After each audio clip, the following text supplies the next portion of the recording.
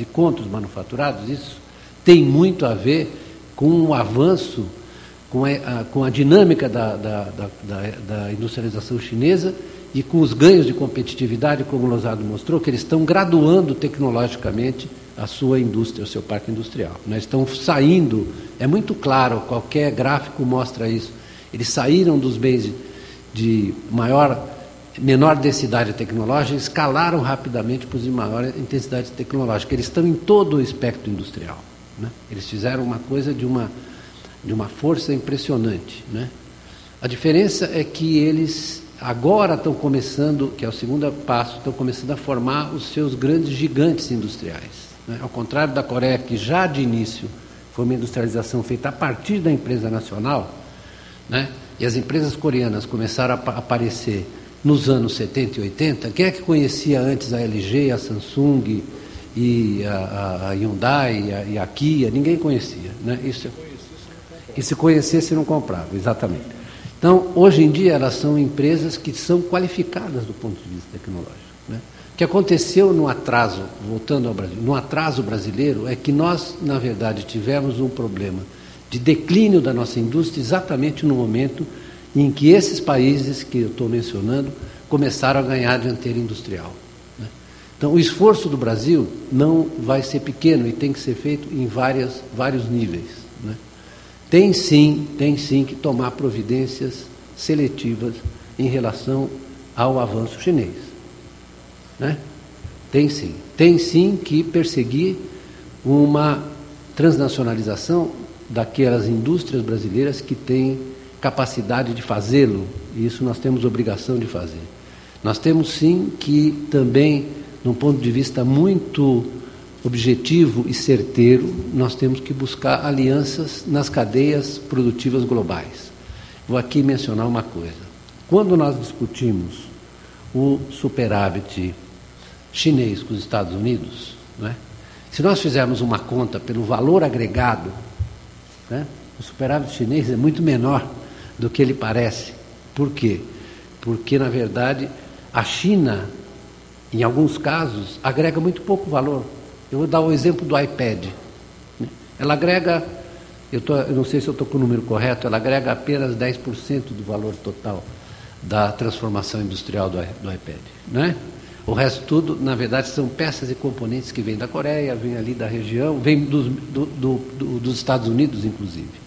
Então, nós temos esse quebra-cabeça, nós temos que entrar com uma política industrial que reconhece essa complexidade. Não é mais a política industrial dos anos 50, 60, né, em que era claro que nós tínhamos que ter um sistema de proteção, um sistema de incentivos que procurasse, na verdade, completar a estrutura industrial. O de grave que aconteceu no Brasil, e acho que foi o Lacerda e o Losado colocaram isso, é que o nosso setor, por onde entra o progresso tecnológico, basicamente, que é o setor de bens de capital, de máquinas, equipamentos, etc., esse é o setor que está sofrendo mais. Esse é o setor que tem um déficit maior, esse é o setor que está sofrendo mais. Então, nós temos que olhar para ele. Né? Eu vou aqui repetir uma coisa que eu disse que ia dizer, não disse, vou dizer para terminar. Indústria não é um conjunto de fábricas. O Losado tocou, né? Indústria é um sistema orgânico que afeta não só a ela mesma, mas afeta... Você não compreende o sistema de transporte moderno, o sistema de serviço moderno sem a indústria. Nem o bancário, nem o sistema de transporte sem a indústria. Não entende a agricultura sem a indústria. Então, o conceito de industrialização, ele é muito mais amplo e mais constitutivo e orgânico das sociedades modernas do que você olhar o número de fábricas que você tem. Não é isso.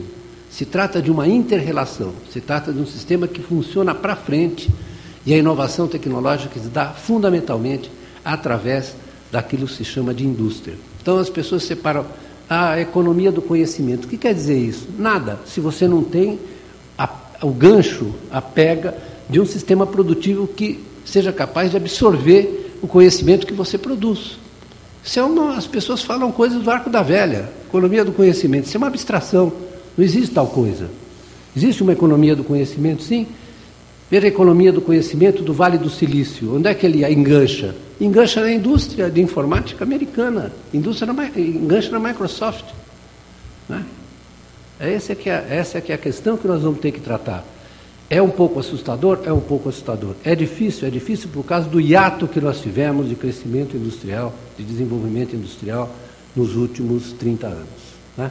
Então é isso que eu tenho a dizer. Muito obrigado. Eu gostaria de fazer alguns comentários sobre esse tema que me parece muito interessante, inclusive a forma como ele foi conduzido, né, pelos colegas aqui da mesa, e para ilustrar um pouco do que a gente está falando, quer dizer, não existe essa dicotomia entre produtos naturais e industrialização. Na verdade, isso tudo tem que ser tratado dentro de um complexo, não é mesmo? Vamos pegar o exemplo do pré-sal. Né? O que você vai fazer com o pré-sal tem tudo a ver com o que nós estamos falando. Porque não é só você explorar o petróleo e vender. É a cadeia produtiva que envolve, antes do processo, toda a estrutura de bens e capital, equipamento, tecnologia, agregação de pessoal especializado, e depois o que você faz com o petróleo. Né? O que você faz com o petróleo enquanto cadeia produtiva pós-produto do petróleo, do refino, tudo isso. E, finalmente, o que você faz com a renda do petróleo. Né?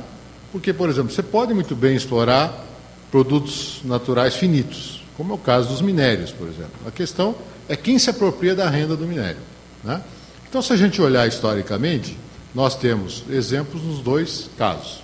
Tem a famosa maldição dos recursos naturais, que é? Você explora o recurso natural, finito, até não ter mais, consome a renda e fica no subdesenvolvimento. E há exemplos em que você usa o recurso natural como um fator de incremento dessa cadeia produtiva integrada, quer dizer, produto natural, indústria e serviço, tudo dentro de um processo. Então, quer dizer, o Brasil conta com ativos para isso. Né? Quando foi muito bem lembrado aqui a diferença entre China e Coreia, né? A Coreia teve que se atirar para fora, até porque não tinha um mercado interno. Né? A China já tem essa possibilidade, o Brasil também.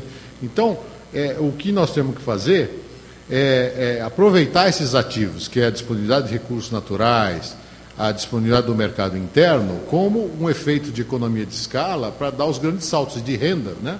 Para dar os grandes saltos. Há também um consenso aqui na mesa quanto à importância das cadeias produtivas globais. Né? E eu quero lembrar que as cadeias produtivas globais, além do que já foi colocado aqui, têm um papel determinante do padrão de comércio que está inserido nesse novo paradigma. Quer dizer, hoje 2/3 do comércio global é realizado pelas empresas transnacionais, as grandes corporações, sendo que a metade disso são relações intrafirma. Ou seja, é um jogo ou você está inserido nessas cadeias, ou você vai estar excluído desse processo. Então, o Brasil tem a chance não só de ser um grande atrativo para as empresas que querem constituir uma base aqui, né? O Brasil é um dos países que mais absorve investimento direto, né? Não estou falando agora do capital especulativo, é investimento direto. O que está faltando é nós dizermos para o capital externo produtivo o que nós queremos dele. Ainda é uma postura muito receptiva, né? Passiva, não é proativa de buscar aquilo que nos interessa. E a segunda oportunidade que nós temos é que as nossas empresas, muitas delas, já têm essa vocação global, né? E você pode apoiar esse processo, intensificá-lo através de uma política industrial inteligente e também intensificar. Lembrando que se a gente olhar lá para a Itália, a própria Coreia, não é algo restrito para as grandes empresas. Né? Você pode ter clusters, você pode ter arranjos produtivos em que pequenos produtores se associam para acessar essas cadeias produtivas globais. E por último ponto, nós temos no Brasil excelentes intenções, mas que infelizmente não tem efeito prático. Vou pegar o exemplo mais recente do Plano Brasil Maior. A possibilidade de você mudar a tributação do INSS sob folha de pagamento para o faturamento é um fator de incentivo à geração de valor agregado local, com mão de obra especializada, agregando mão de obra, e é um fator de competitividade porque você vai, na prática, reduzir o nível de tributação. Né? O problema é que você pega a medida provisória, isso está lá classificado por NCM, Nomenclatura Comum do Mercosul. Então, o que significaria que, na prática, uma empresa que quisesse aderir à nova forma de tributação teria que separar o seu faturamento de acordo com o NCM, o que é impraticável, principalmente para as grandes corporações. Então, são boas intenções que, na verdade, se tornam inócuas do ponto de vista da sua praticidade, né? Porque elas vão, para se adequar a isso, você teria que criar uma burocracia impossível de ser controlada. Então, quer dizer, eu acho que nós temos aí um longo caminho pela frente, e o importante é que há o reconhecimento de que as coisas precisam mudar e precisa adotar. Então, isso é muito positivo, olhando mais como uma oportunidade do que um risco. Obrigado. Eu vou fazer uma pergunta agora que veio aqui da Cida Almeida, diretora de Oficina Cultural do Estado de São Paulo. Pergunta para todos. Falas como formação, inovação, cultura e educação foram constantes em quase todas as colocações. Hoje tem se falado muito em economia criativa. Como vocês percebem esse conceito e qual o papel da formação cultural para o desenvolvimento socioeconômico do nosso país? Eu queria, antes disso falar, só lembrar uma coisa. Tudo que nós somos 4 professores, e bem-sucedidos, bem preparados. Tudo que nós estamos colocando aqui, nós temos que fazer uma outra pergunta. Acho que nós estamos no caminho certo no nosso raciocínio. A pergunta que eu me faço com frequência é o seguinte: será que tudo que nós colocamos aqui, o empresário brasileiro quer?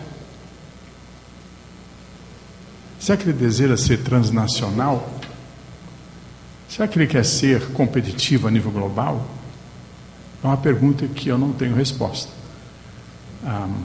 Me lembro que, agora engatando na questão, um tempo atrás eu conheci o Justin Lin. Justin Lin é reconhecido como um dos melhores economistas chineses. Ele é de Taiwan, mas fugiu de Taiwan a nado e foi para o continente chinês. Ele se formou em economia, doutorado em economia por Chicago. Foi o chefe de economia do Departamento de Economia de Pequim e hoje é o economista-chefe do Banco Mundial. Um dia eu perguntei para ela assim: como é que vocês definem a política industrial chinesa? Como é que é feita a decisão de investimento? Ele falou o seguinte: a orientação é esta. Se uma empresa exista ou não, ela com o seu projeto em funcionamento ou não, de expansão, ou a ser implementado, prove que ele é internacionalmente competitivo, ele tem recurso. Então, importa é a sua competitividade. Na questão levantada, nós estamos falando muito mesmo do conhecimento, da educação, tudo isso é muito relevante.